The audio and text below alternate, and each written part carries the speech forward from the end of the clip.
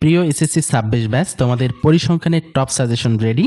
এইখানে দেখো, মাত্র এই কটা কোশ্চেন তুমি যদি করো তাহলে তুমি 20টা মার্ক কমন পাবা। ভাবা যায় মাত্র এই কটা কোশ্চেন করলে তুমি 20টা মার্ক কমন পাবা।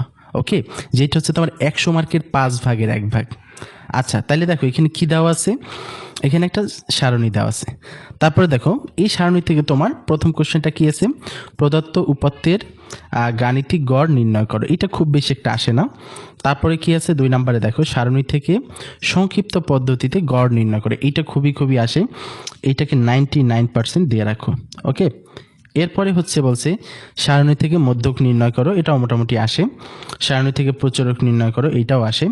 আচ্ছা, এরপরে দেখো এই যে তোমার বিবরণ সহ প্রদত্ত উপাত্তের গণসংখ্যা বহুভুজ আঁকো, এটা কিন্তু তোমার অবশ্যই থাকবে। হ্যাঁ, এটা অবশ্যই থাকবে, এবং অজীব রেখাটাও থাকবে। এই দুইটা গ্রাফই থাকবে। তোমার তো পরিসংখ্যান থেকে 2টা সৃজনশীল থাকবে, রাইট?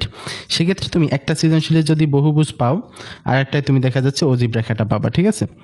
আচ্ছা, এই 6টা কোশ্চেন তুমি এই একটা সারণী থেকে করে ফেলবা। তাহলে হবে কি, তোমার কাছে প্রিপারেশনটা খুব সাজানো গোছানো মনে হবে, এবং তুমি খুব দ্রুত এটাকে কুইক রিভিশন আকারেও রাখতে পারবা। ওকে, এরপরে আসো, সবসময় যে এভাবে সারণী দেওয়া থাকবে তেমন না।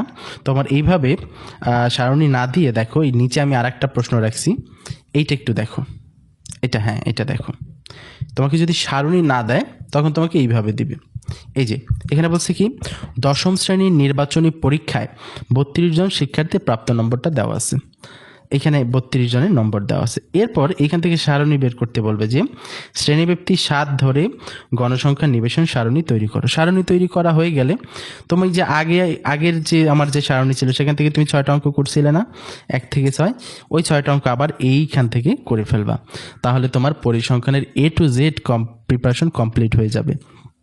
এখন যারা এটা নিজে উত্তরটা করতে পারবা না, তারা কি করবা, তাদেরকে আমি এটার উত্তর করে দেবো। হ্যাঁ, তোমরা যদি পিডিএফ চাও তাহলে সেই উত্তরটার পিডিএফ দিয়ে দেবো, অথবা তোমরা যদি এটার উপরে ভিডিও চাও তাহলে ভিডিও দেওয়া যাবে, কোনো প্রবলেম নাই।